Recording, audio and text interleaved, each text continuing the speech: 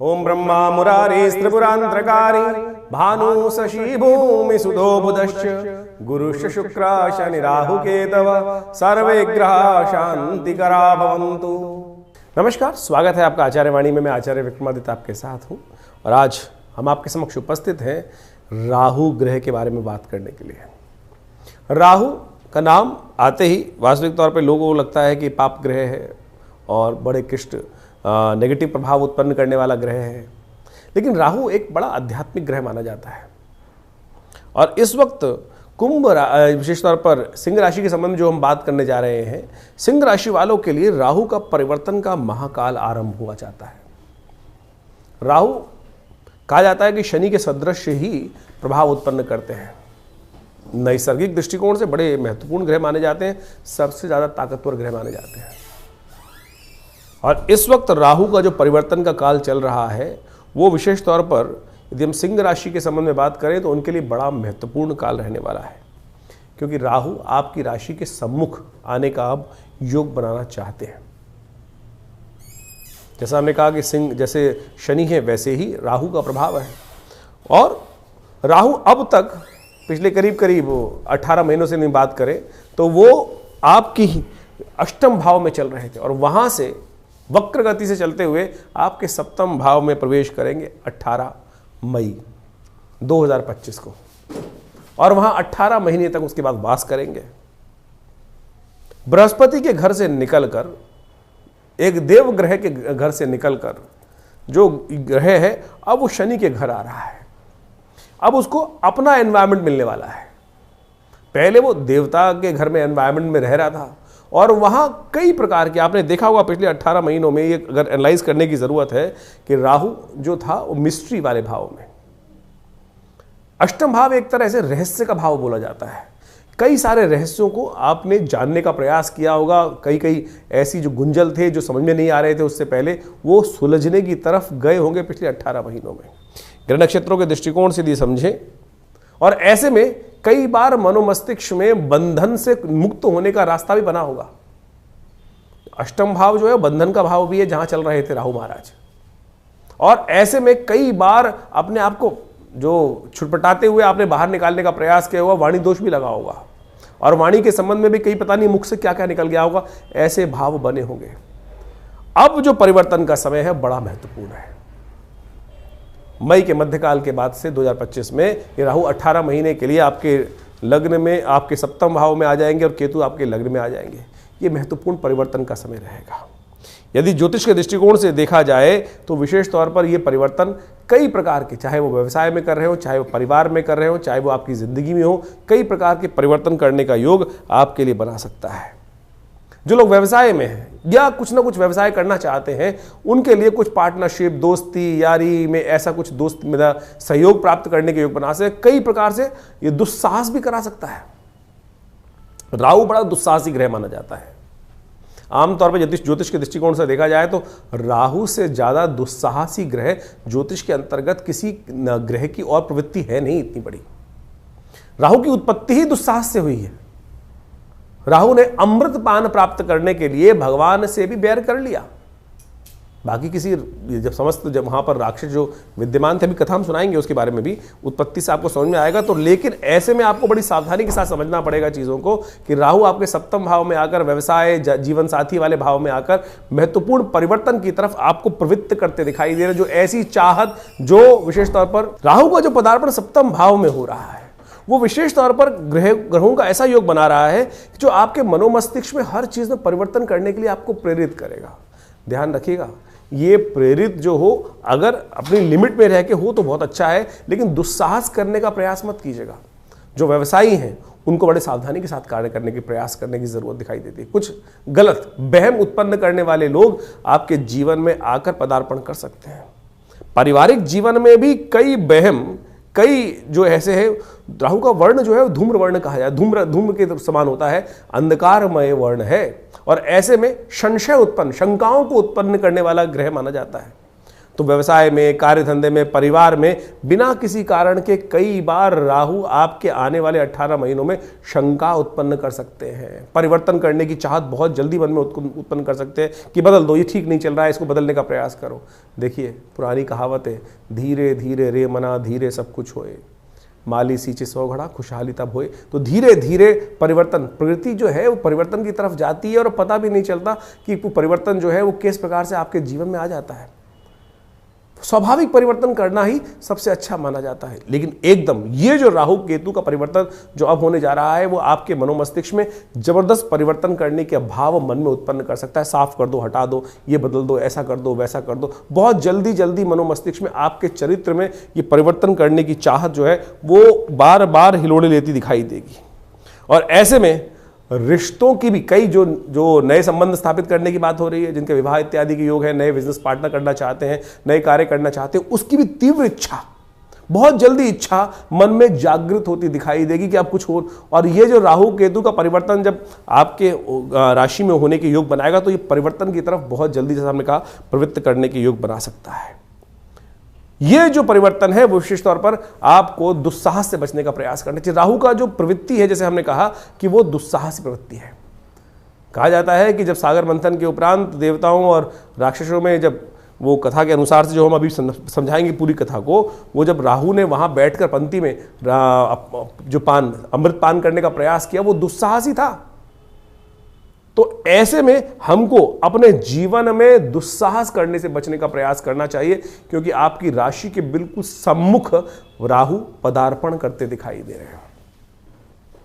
राहु की प्रवृत्ति बहुत अजीब है। इससे पहले जहां राहु चल रहे थे वो चल रहे थे बृहस्पति वाले घर में, और बृहस्पति वाले घर में जब चल रहे थे तो वो एक नई खोज की तरफ, जागृति की तरफ, ज्ञान की तरफ वहां प्रवृत्त होते दिखाई, अध्यात्म की तरफ आपको अच्छा प्रवृत्त करते दिखाई दे रहे थे। मन में कई बार अध्यात्म की तरफ जो जिज्ञासु, जो खासतौर पे कहा जाता है कि ऐसी हिडन साइंसेस हैं, ऑकल्ट है, उनकी तरफ मनोमस्तिष्क को प्रवृत्त करते दिखाई दे रहे थे।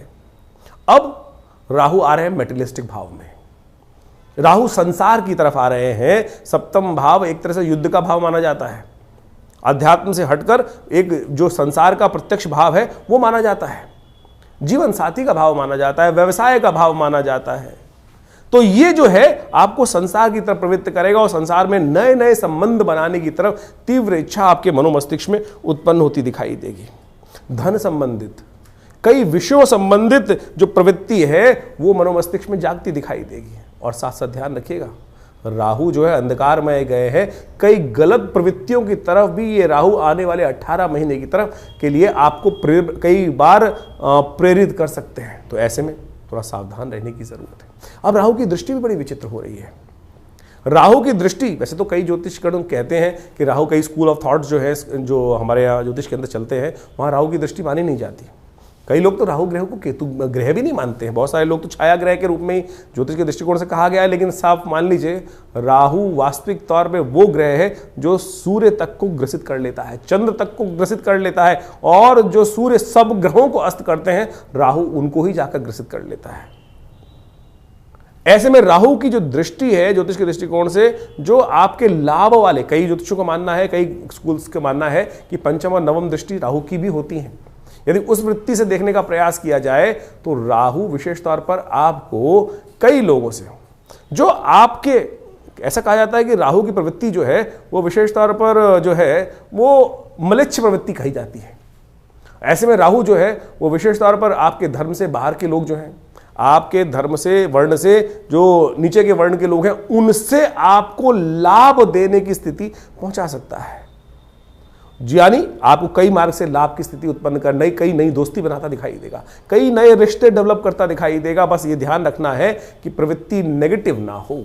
गलत लोगों की संगत गलत ही नुकसान देती है। तो आपको ये राहु का जो ट्रांजिट है आपके लिए कई मामलों में बहुत जबरदस्त होने के योग दिखाई देते हैं। इसके कई उपाय आपको करने की जरूरत है। ऐसे में उसके नेगेटिव प्रभाव को शक्ति जरूर देगा। राहु जो है ना, वो जो विशेष तौर पर हमेशा बैक चलता है। और जब हम ज्योतिष सीखते थे तो हमारे को ये सिखाया जाता था कि जो राहु की प्रवृत्ति है वो विशेषतः जो आगे बढ़ने वाला गियर है, गाड़ी जो होती है वो चलती है, ठीक फ्रीक्वेंसी चलती है, लेकिन बैक गियर बहुत ताकतवर होता है गाड़ी का। वो गड्ढे से जब फंस जाए गाड़ी तो उसको निकालने के लिए सुंदर रास्ता बना देता है।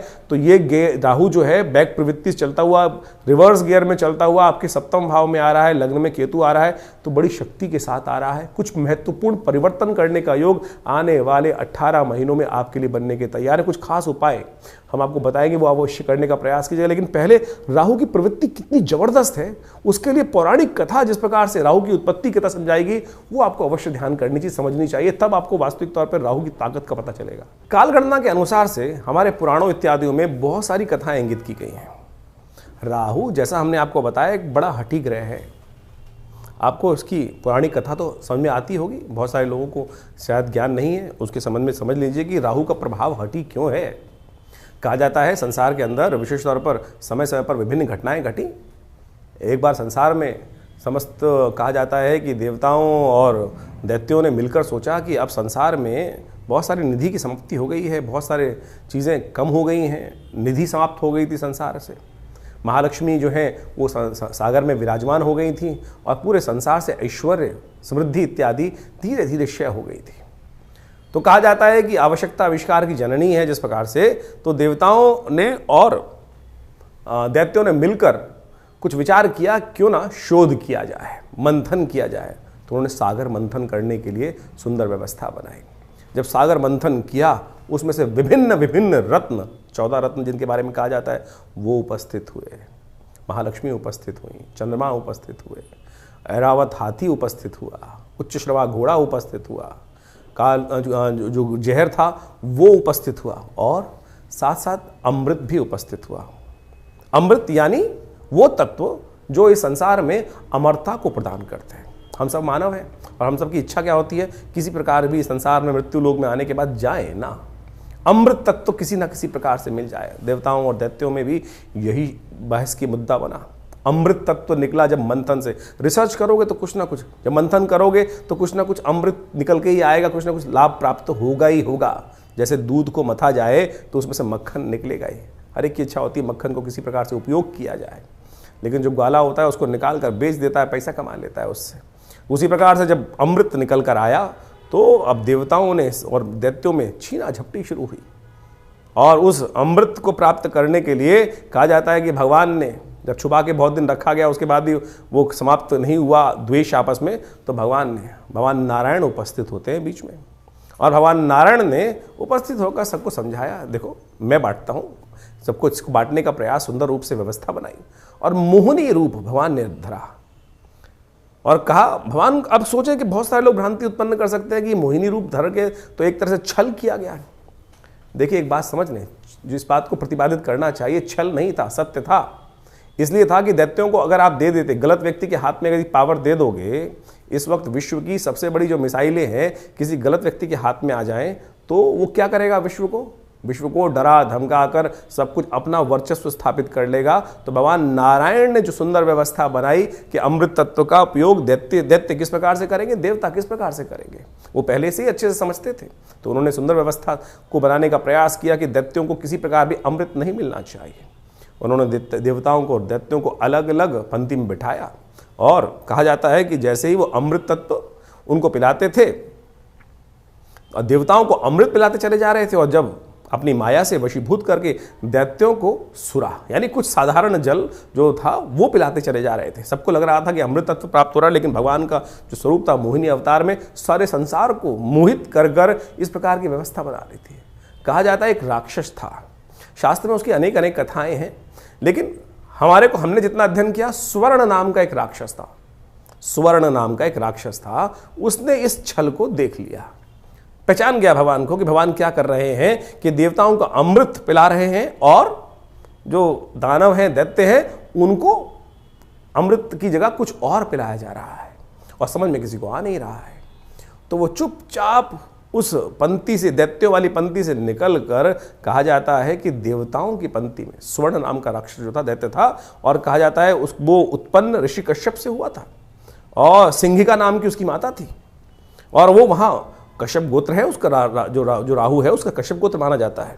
कहा जाता है कि वो वहां जाके देवताओं की पंक्ति में बैठ गया, और जैसे ही वो बैठा जाकर और भगवान पिलाते पिलाते उसकी बारी आ रही थी। ये छल जो था, ये सांप जो किया इसने, जो स्वर्ण नाम के राक्षस ने देवताओं की पंक्ति में आके बैठने का, ये पहचान लिया किसने?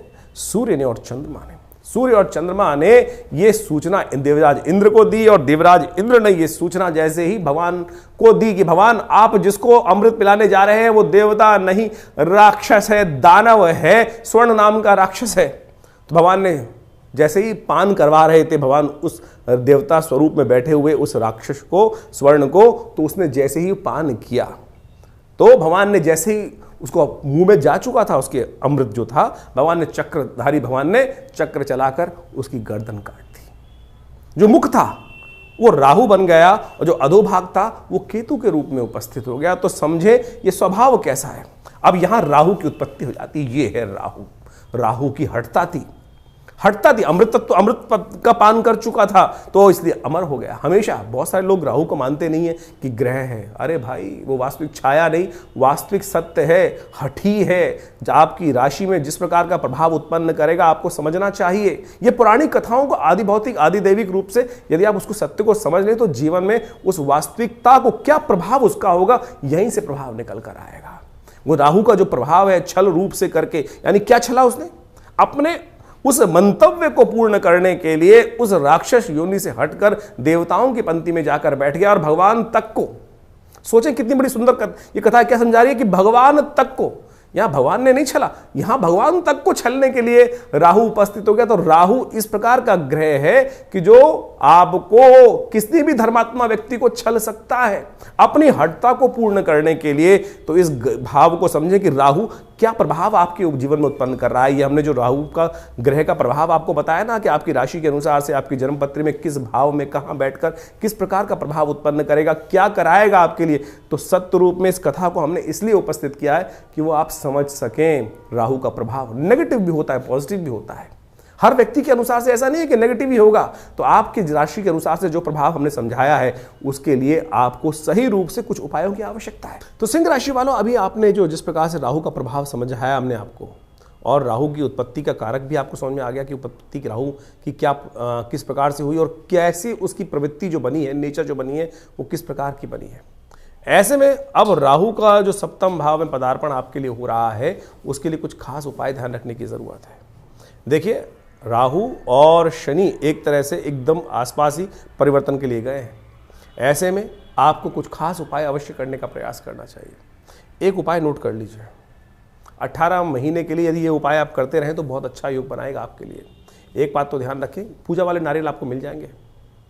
पूजा वाले नारियल जो जिनमें पानी नहीं होता वो पूजा वाले नारियल माने जाते हैं।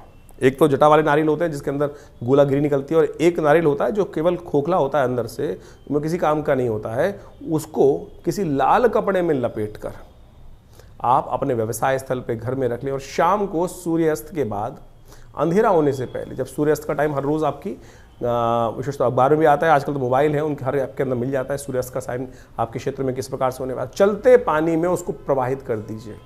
ओम भ्रांग भ्रींग भ्रौंग से राहवे नमः इस मंत्र का जप करते हुए या ओम नमः शिवाय का जप करते हुए, मैं कहूँगा कम से कम महीने में एक बार, संक्रांति जिस दिन हो उस दिन शाम को जाकर इस उपाय को करने का प्रयास कीजिए। देखिएगा राहु का जो नेगेटिव प्रभाव आपकी कुंडली में इस वक्त आपके व्यक्तित्व में, आपकी पर्सनालिटी पे आने का, क्योंकि सप्तम भाव से दृष्टि सबसे पहली जो होती है वो लग्न पे ही पड़ती है, और तो आपकी पर्सनालिटी पे जो राहु का नेगेटिव प्रभाव आने के योग बन रहे हैं उससे आप धीरे धीरे अपने कष्टों को दूर करने का योग बना सकते हैं। एक हनुमान चालीसा का पाठ नित्यपति करें, जितना हो सकता है हनुमान चालीसा का पाठ करने का प्रयास करें। यदि और कभी कभी हो सके तो शनिवार के शनिवार पीपल के पेड़ के पास जाकर एक दिया, तिल के तेल का दिया प्रज्वलित कर दिया करें।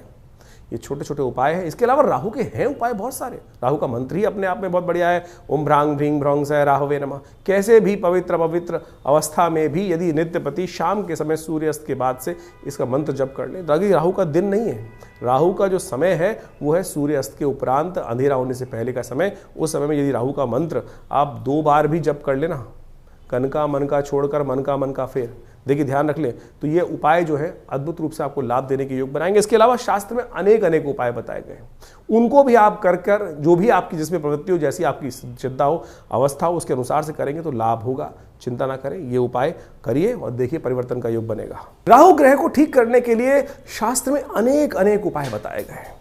राहु भ्रमकारक ग्रह है, राहु वास्तव में मिथ्यात्मक ग्रह है, राहु बड़ा महत्वाकांक्षी है और इन सब का प्रभाव राहु पर जब पड़ता है तो उसके लिए ठीक करने के लिए देखिए सकल पदार्थ हैं जग माही कर्महीन पुरुष पावत नाही, ये तुलसी बाबा ने बहुत सोच समझ के एक बात लाइन लिखी है। और उन सब उपायों को किस प्रकार से ठीक रूप से किया जाए, अब आपकी राशि के अनुसार से आपने राहु का पूरा प्रभाव समझा, कुछ विशेष उपाय भी किए, लेकिन कुछ जनरल उपाय भी हैं शास्त्र के अनुसार से। कुछ जनरल उपाय इतने बढ़िया रूप से हैं कि यदि राहु ग्रह के दुष्प्रभाव को ठीक करने के लिए, अब क्या है कि जैसे दवाइयां होती है, वो एक ही दवाई तो है नहीं कि एक ही दवाई को खाएंगे ठीक कर लेंगे। अब हर भ्रांति के व्यक्ति को ठीक करने के लिए 5 उंगलियां बराबर नहीं है, अरबों लोग हैं और अरबों लोगों के हिसाब से अनेक अनेक उपाय। किसकी भ्रांति, किसी की दीक्षा, किसी का मंत्र में इच्छा ना हो तो राहु का उपाय कैसे करेगा, किसी की किसी और चीज में इच्छा ना हो तो वो कैसे राहु का उपाय ठीक करेगा। तो हम अनेक उपाय आपके समक्ष उपस्थित कर रहे हैं। देखिए वैसे तो सबसे श्रेष्ठ जो है वो जो उपाय है राहु के, वो तो मंत्र, दान और साथ में औषधि विज्ञान के अनुसार से जो उपाय बनते हैं वही बनाने चाहिए। 3 तरह के उपाय शास्त्र में सुंदर रूप से प्रमाणित जो बताए गए हैं, 3 कैटेगरी के उपाय, वो है सबसे पहला मंत्र, फिर दान और उसके बाद औषधि। प्रकृति से जो औषधि उत्पन्न होती हैं वो सब राहु के नेगेटिव प्रभाव को ठीक करने के लिए बहुत अद्भुत कार्य करती हैं। उन सबको सही समय पर सही रूप से कर लिया जाए तो बहुत अच्छे से लाभ मिलता है। सबसे पहले तो ये समझने का प्रयास करना चाहिए कि राहु हमारी कुंडली में नेगेटिव प्रभाव कर रहा है या हमारी कुंडली में पॉजिटिव प्रभाव कर रहा है। एक बात सीधी तरह से हम आपको सिद्धांतिक तौर पर समझा देते हैं। राहु का संबंध बिल्लियों के साथ होता है।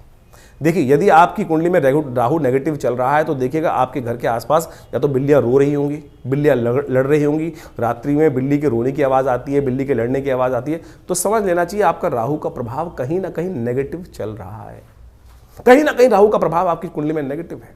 और यदि आप अध्यात्म से विमुख हो रहे हैं, राहु का प्रभाव एक सबसे बड़ा है, राहु ग्रहण कारक ग्रह है। राहु सूर्य को भी ग्रसित कर लेता है, जैसे हमने आपको समझाया।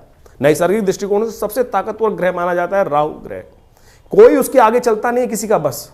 यानी सबसे ज्यादा प्रभाव क्या होता है, सूर्य का ग्रह का प्रभाव होता है। सूर्य किसी हर ग्रह को अस्त कर सकते हैं, लेकिन राहु जिसको छायात्मक ग्रह रूप में माना जाता है, कई लोग तो मानते भी नहीं है। बहुत सारे लोग ये भ्रांति उत्पन्न करते हैं राहु ग्रह थोड़ी है, छाया है वो तो।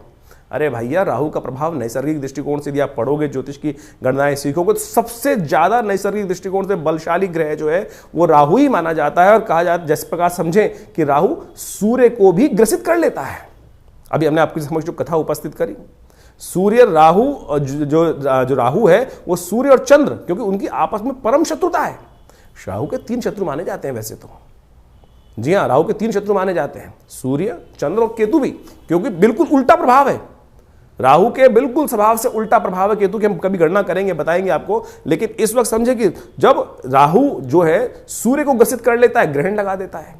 जो सूर्य सबको अस्त करता है उसको अस्त कर देता है, फिर चंद्र ग्रहण लगा देता है, तो सबसे ज्यादा बलशाली ग्रह माना जाता है। तो इसका प्रभाव बिल्कुल अवश्य होता है हर व्यक्ति के ऊपर। तो इसके प्रभाव को ऐसा हल्का नहीं समझना चाहिए। तो इस प्रकार से बहुत सारे उपाय शास्त्र में वर्णित हैं, उनको हम आपके समक्ष रखने का प्रयास करते हैं। उनमें से अनेक उपाय शास्त्र के अनुसार से कर सकते हैं। अब ये बात समझे कि जो किस प्रकार से कब किया जाए उपाय।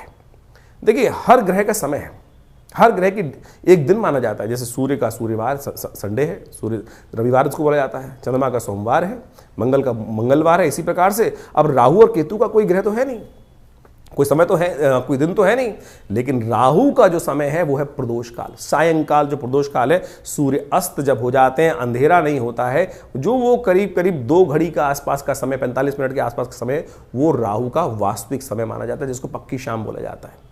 तो ऐसा समय जो है वही प्रदोष काल है। इसलिए संबंध किससे निकला, शिव के साथ संबंध निकला। प्रदोष काल जो है सबसे श्रेष्ठ माना जाता है शिव के लिए, समस्त दोषों से रहित काल माना जाता है। और ऐसे में शिव के की आराधना, समस्त प्रकार के दोष जो है ना, ग्रहों के प्रभाव जो है वो त्रिपुरारी हर सकते हैं। तुलसी बाबा ने कहा है ना कि जो त्रिपुरारी हैं वही हमारे जो जीवन को शुभ कर सकते हैं, समस्त दोषों को हर सकते हैं। त्रिपुरारी भगवान शंकर जो हैं वही समस्त दोषों को हर सकते हैं। तो भगवान शंकर की समस्त प्रकार की आराधनाएं जो हैं वो राहु के नेगेटिव प्रभाव को दूर करती हैं। तो शाम के समय भगवान शिव का सुंदर रूप से अभिषेक करना, दूध से करना, जल से करना, घी से करना, शहद से करना, ओम नमः शिवाय का जप करना, बेलपत्र अर्पित करना, रुद्राभिषेक करना। उपयुक्त ब्राह्मणों के द्वारा जब राहु का नेगेटिव प्रभाव चल रहा हो तो क्या कर लें, सबसे पहले रुद्राभिषेक कर लें भगवान का। ये बड़े सुंदर रूप से कार्य कर सकता है। और साथ साथ क्या करें, ओम भ्रांग भ्रींग भ्रौंग, जैसा हमने आपको बताया अभी कुछ देर पहले, ओम भ्रांग भ्रींग भ्रौंग से राहवे नमः, ये राहु का बहुत अच्छा मंत्र है, इसका जप कर लिया कीजिए। एक और राहु का उपाय प्रभाव बताए, राहु का मंत्र जप जो करें रुद्राक्ष की माला से कर सकते हैं, वो कोई दिक्कत नहीं है, लेकिन बड़े शुद्ध रूप से करें। बड़ा सीधा साधा मंत्र है, ओम भ्रांग भ्रींग भ्रौंग से राहवे नमः। एक काम और कर सकते हैं, जो पूजा वाले नारियल होते हैं ना, जब राहु का नेगेटिव प्रभाव किसी प्रकार भी ठीक ना हो रहा हो तो एक काले कपड़े में शनिवार के दिन रात्रि के समय शाम को जब सोए तो अपने सिराने 4 पूजा वाले नारियल काले कपड़े में लपेट के रख लें और सुबह किसी चलते पानी में उसको प्रवाहित कर दिया करें। ये राहु का बहुत अच्छा नेगेटिव प्रभाव को दूर करने के लिए अद्भुत उपाय है। और साथ साथ एक उपाय और हम बताने का प्रयास करें, मां दुर्गा की सुंदर आराधना भी राहु के नेगेटिव प्रभाव को ठीक करती है। एक बात और समझ लें, किसी प्रकार का तामसिक आहार, किसी प्रकार का गलत भावों में जाना, ये राहु के नेगेटिव प्रभाव को और बढ़ा देगा।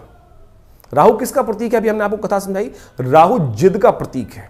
अभी आपके मनोभाव में यदि जिद आ रही है तो यानी वो समझ लीजिए राहु नेगेटिव प्रभाव उत्पन्न कर रहा है, इतना हटी कि जाकर भगवान के उस छल को पहचानने के बाद उस भी अपनी हटता पे अड़ा रहा। देखिए सामने किससे लड़ने जा रहा था, एक साधारण राक्षस भगवान नारायण से लड़ने के लिए उपस्थित हो गया और उनके विमुख जाकर यानी अपनी हटता, अपने मंतव्य को पूर्ण करने के लिए इतना हटी राहु ग्रह है कि जाकर वहां बैठ जाता है। उसको पता था मेरा क्षय होना निश्चित है, लेकिन फिर भी दाव खेल जाता है। तो ऐसा हटी राहु ग्रह है, उसको ठीक करने के लिए गोमेद रत्न बड़ा अच्छा है।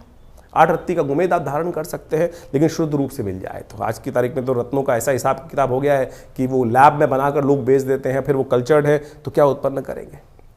इसके साथ साथ आप राहु का जो प्रभाव है वो भी उसको ठीक करने के लिए कार्य कर सकते हैं। आप एक काम कर सकते हैं, कोयला लेकर यदि शाम के समय चलते पानी में उसको प्रवाहित कर दीजिए, कभी कभी ये उपाय कर लिया कीजिए। मूली का दान करना भी राहु के लिए बड़ा अच्छा उपाय माना जाता है। एक उपाय और बताया आपको हम, बड़ा सुंदर उपाय है। देखिए राहु जो प्रभाव है ना वो भ्रम का प्रभाव है। भ्रम छाया कारक ग्रह है। राहु के उपाय को, राहु के नेगेटिव प्रभाव को ठीक करने के लिए काम कर सकते हैं आप नित्य प्रति। देखिए हमने जैसे कहा कि औषधि जो विज्ञान है वो बड़ा सुंदर है। अपने घर में गूगल की धूम्र उपस्थित किया करें।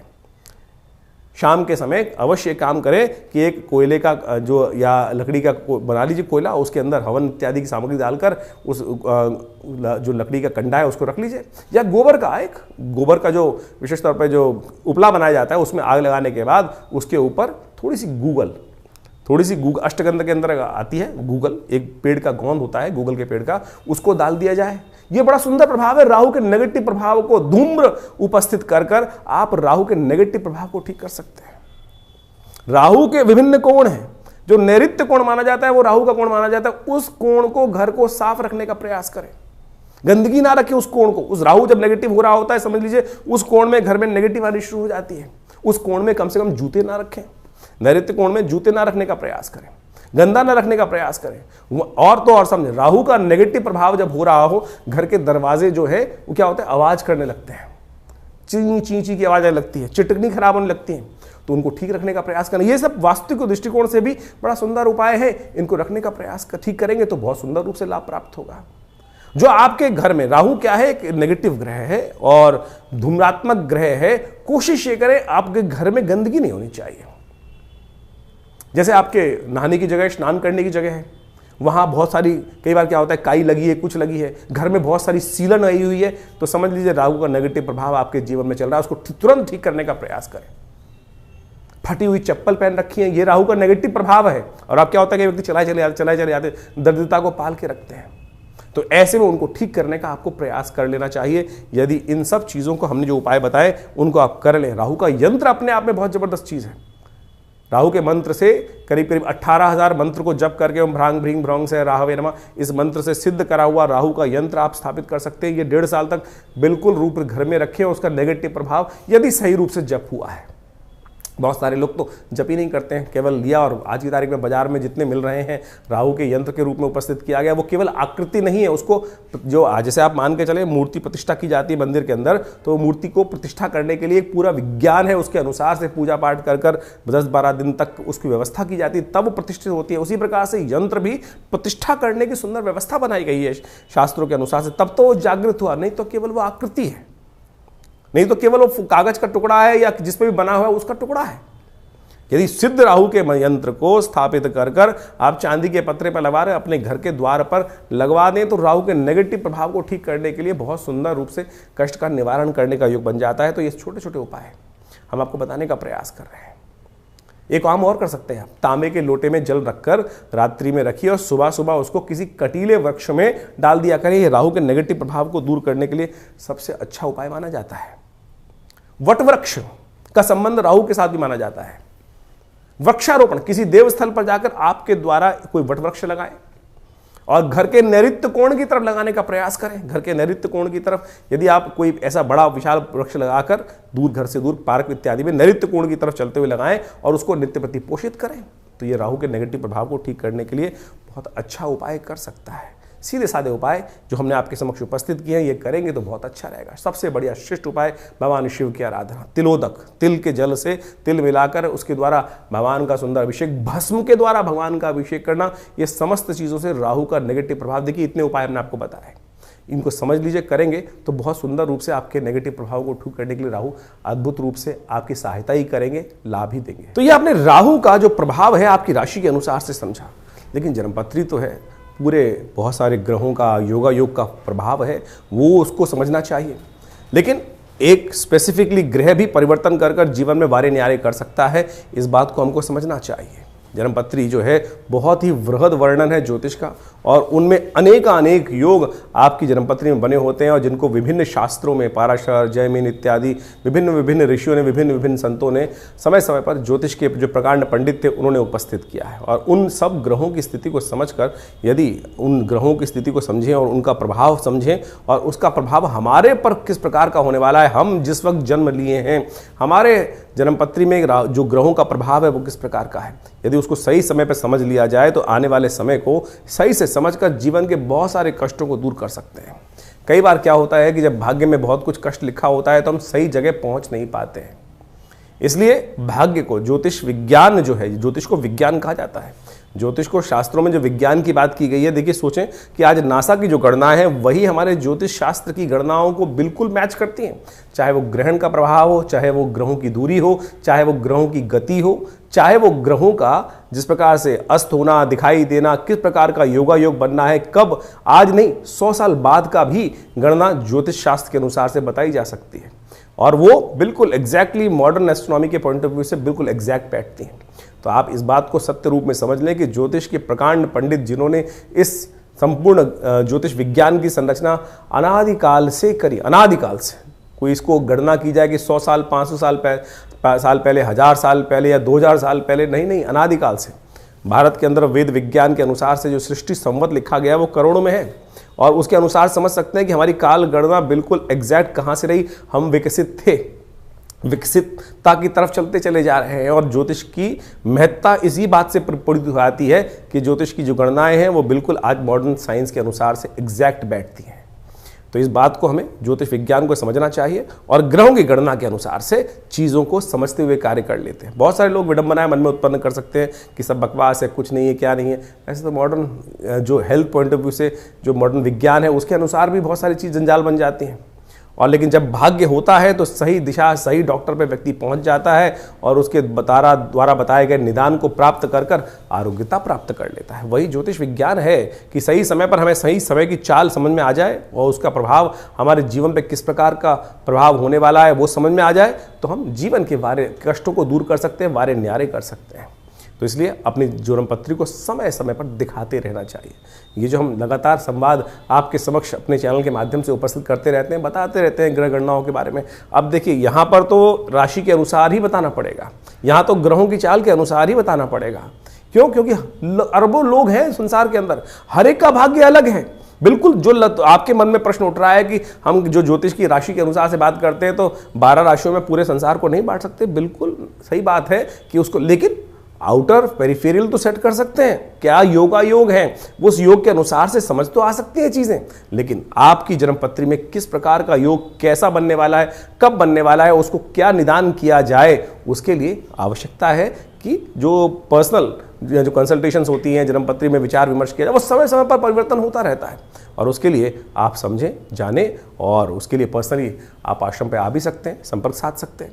यह आश्रम जमुना पार दिल्ली में स्थित है, विवेकानंद योगाश्रम, और यहाँ पिछले करीब 60-70 सालों से विभिन्न पराविद्याओं पर शोध चलता है। आचार्य श्री केशव देव जी महाराज के सानिध्य में रहकर हमको ये सुख प्राप्त हुआ कि जिसके द्वारा हमने इस ज्योतिष विज्ञान को उनसे बाल्यकाल से ही सीखा, समझा और उन विवेचनाओं को उपस्थित किया, बहुत सारे शोध किए, बहुत सारे मंत्रों का उपचार किया, बहुत सारे यज्ञ इत्यादि आज भी उसी रूप में चलते हैं। नित्य प्रति 8 घंटे यज्ञ चलता है विवेकानंद योगाश्रम में, जो आचार्य श्री केशव देव जी महाराज के द्वारा स्थापित किया गया।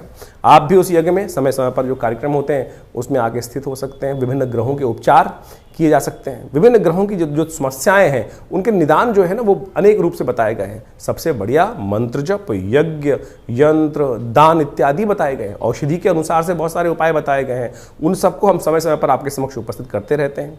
तो आप इस संस्थान पर आकर माँ भगवती का सुंदर श्री विग्रह जो विराजमान है उनके भी दर्शन कर सकते हैं। और उन्हीं का प्रभाव है कि जो आज इस तपस्थली पर नित्य प्रति 8 घंटे यज्ञ चलता है, भगवान की कृपा से समस्त रूप से बहुत बड़ी गौशाला है और वहाँ पर भी गौ सेवा इत्यादि के कार्य किए जाते हैं। औषधालय है जो योग, प्राकृतिक चिकित्सा, आयुर्वेद, फिजियोथेरेपी, एलोपैथिक को इंटीग्रेट करके हम बहुत सारे रोगों का निदान करते हैं। भारत सरकार के पैनल पर हैं। भारत के जो एक्रेडिटेशन अथॉरिटी है NABH, उससे एक्रेडिटेड हॉस्पिटल है, यानी मॉडर्न फैसिलिटी के साथ साथ इस संस्थान को बनाया गया है। आप इन समस्त चीज़ों का लाभ लेते हुए आप इस संस्थान से जुड़ें। धन्यवाद।